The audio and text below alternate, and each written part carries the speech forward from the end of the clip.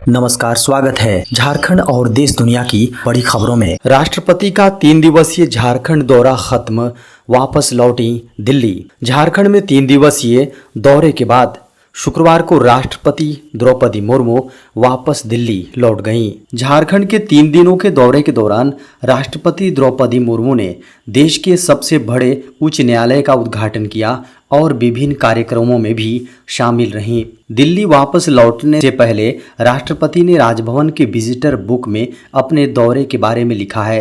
राष्ट्रपति ने लिखा है कि राजभवन रांची के सुंदर परिसर में आकर मुझे बहुत प्रसन्नता का अनुभव हो रहा है। यहाँ पर प्रवेश करते ही इस भवन में बिताए 6 वर्षों की सुंदर स्मृतियाँ फिर से जीवंत हो गई हैं। मैं झारखंड के राज्यपाल सीपी राधाकृष्णन जी और यहाँ के लोगों को मेरे स्नेहपूर्ण आतिथ्य के लिए हृदय से धन्यवाद देती हूँ। नए संसद भवन के उद्घाटन पर जारी होगा 75 रुपये का सिक्का। संसद के नए भवन का उद्घाटन पीएम नरेंद्र मोदी 28 मई को करेंगे। इस मौके पर 75 रुपये का स्मारक सिक्का ढाला जाएगा।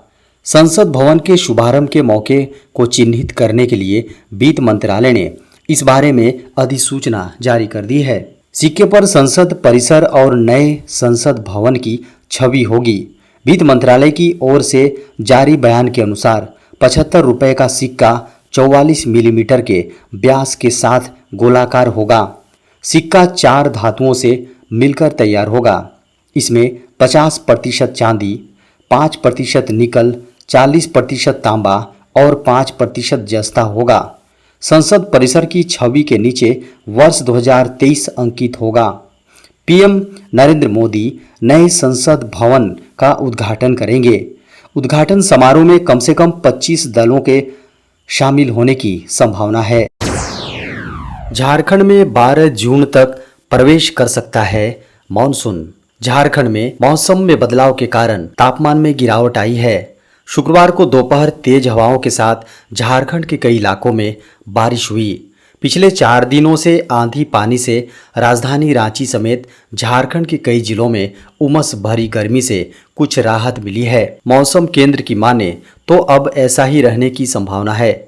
राजधानी रांची में 29 और 30 मई को मौसम शुष्क रहेगा। उसके बाद पूरे सप्ताह बादल छाए रहेंगे। खबरों को माने तो इस साल केरल में मानसून 4 जून तक आने की संभावना है। ऐसा होने पर झारखंड में मानसून 12 जून तक आ सकता है। बताया गया है कि हर साल कोल्हान व संथाल से मानसून झारखंड में प्रवेश करता है।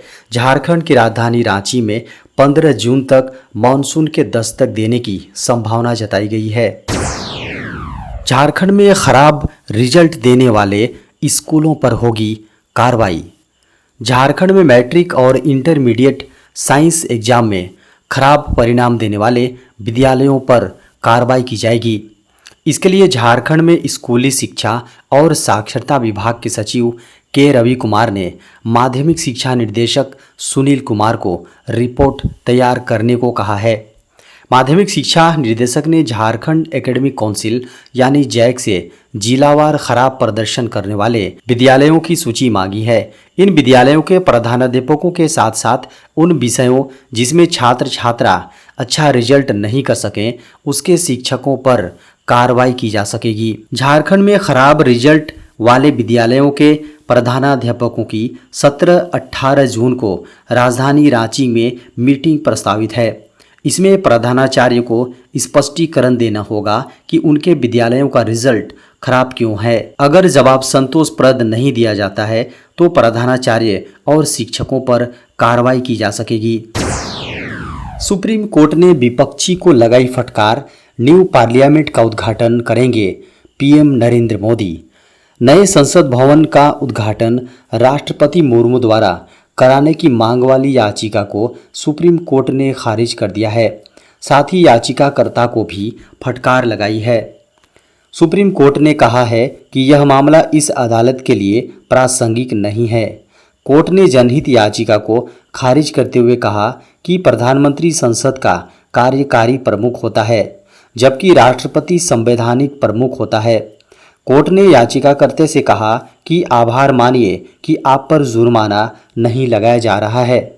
इस दौरान कोर्ट ने कहा कि यह याचिका क्यों दाखिल की गई है, इस बात का हमें अच्छे तरीके से पता है और ऐसी याचिकाएं देखने का काम सुप्रीम कोर्ट का काम नहीं है।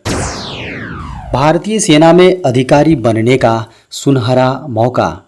अगर आप भी सरकारी नौकरी की तलाश कर रहे हैं और आपका इच्छा भारतीय सेना को ज्वाइन करके देश की सेवा करने का है, तो आपके लिए ये एक अच्छा मौका है। भारतीय सेना की तीनों अंगों यानी इंडियन आर्मी नेवल एकेडमी और इंडियन एयरफोर्स में ऑफिसर के पदों पर विज्ञापन निकाली गई हैं। इच्छुक और योग्य उम्मीदवार इस वैकेंसी में आवेदन करके भारतीय सेना में अधिकारी बन सकते हैं। भारतीय सेना में अधिकारी की यह vacancy union public service commission यानी यूपीएससी ने निकाली है। इस वैकेंसी का नाम नेशनल डिफेंस एकेडमी है।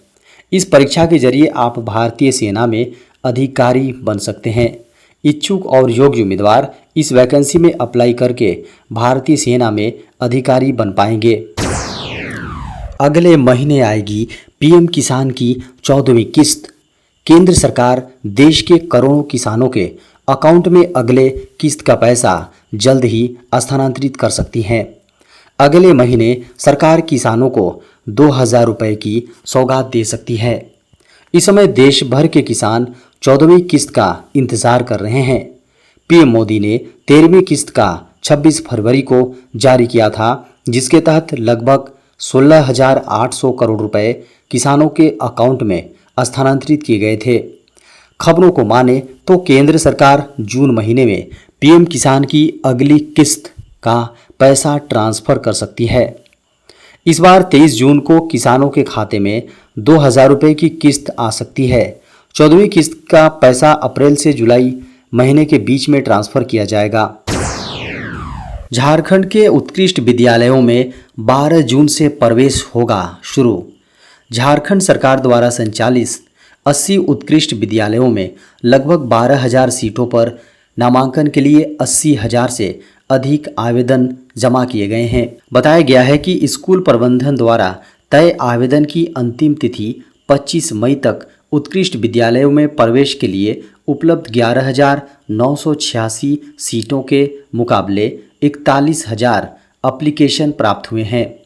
आवेदनों की संख्या कुल सीटों की तुलना में 345% अधिक है। बता दें कि ये 80 जिला स्तरीय उत्कृष्ट विद्यालय सरकारी विद्यालयों में पढ़ने वाले 15 लाख स्कूली बच्चों को गुणवत्तापूर्ण शिक्षा के अवसर प्रदान करने के सरकार के उद्देश्य का हिस्सा है, जिसमें दूसरे चरण में पूरे झारखंड में 325 ब्लॉक स्तर के स्कूल और 4091 ग्राम पंचायत स्तर के मॉडल स्कूल स्थापित करने की योजना शामिल है। अंडमान पहुंचा मॉनसून 4 जून तक केरल में कर सकता है एंट्री। भारतीय मौसम विभाग और मौसम की जानकारी देने वाली एजेंसी स्काईमेट दोनों ने अपने ताज़ा बयान में स्पष्ट कहा है कि देश में इस बार मॉनसून सामान्य ही रहेगा और तय समय पर ही अपने स्थानों पर पहुंचेगा। हालांकि 2-4 दिन का अंतर जरूर हो सकता है, लेकिन इससे ज़्यादा ना तो मॉनसून लेट होगा और ना ही इस बार बारिश कम होने के आसार हैं, इसलिए चिंता की कोई बात नहीं है। हालांकि विभाग का कहना है कि मॉनसून अंडमान निकोबार पहुंच गया है। इसने वहां पर 19 मई को ही दस्तक दे दी थी, लेकिन इसकी गति वहां अभी स्लो है, लेकिन ये धीरे धीरे प्रगति करेगा और केरल पर 4 जून के आसपास पहुंच जाएगा। देश में कोविड-19 के उपचाराधीन मरीजों की संख्या घटकर हुई 5,707। भारत में एक दिन में कोरोना वायरस के 490 नए मामले सामने आए, जबकि उपचाराधीन मरीजों की संख्या 6,168 से कम होकर 5,707 रह गई हैं। केंद्रीय स्वास्थ्य मंत्रालय के शुक्रवार सुबह 8 बजे तक अद्यतन आंकड़ों के अनुसार संक्रमण से 2 और मरीजों के मौत होने से मृतकों की संख्या बढ़कर 5,31,856 हो गई हैं। कोरोना वायरस के कुल मामलों की संख्या 4.49 करोड़ दर्ज की गई हैं। मंत्रालय के अनुसार कोविड-19 के उपचाराधीन मरीजों की संख्या संक्रमण के कुल मामलों का 0.01% है, जबकि कोविड-19 से उबरने की राष्ट्रीय दर 98.80% दर्ज की गई है। आंकड़ों को माने तो इस बीमारी से रिकवर होने वाले लोगों की संख्या बढ़कर 4,44,51,353 हो गई और मृत्यु दर 1.18% दर्ज की गई है। देशव्यापी कोविड-19 रोधी टीकाकरण अभियान के तहत अभी तक 220.66 करोड़ खुराकें दी जा चुकी हैं। BGMI के वापस आने के बाद भारत को PMWI में मिल सकता है स्लॉट।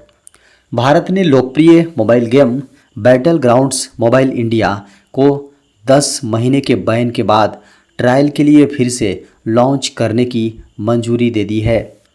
हालांकि क्राफ्टन ने अभी तक एक पुनः लॉन्च तिथि की घोषणा नहीं की है। हम आने वाले दिनों में गेम को iOS और एंड्रॉयड पर डाउनलोड करने के लिए उपलब्ध होने की संभावना कर सकते हैं। जिन लोगों के डिवाइस में पहले से ही गेम इंस्टॉल है, उन्हें एक नोटिस दिखाई दे सकता है जिसमें लिखा है सर्वर अभी ऑनलाइन नहीं है।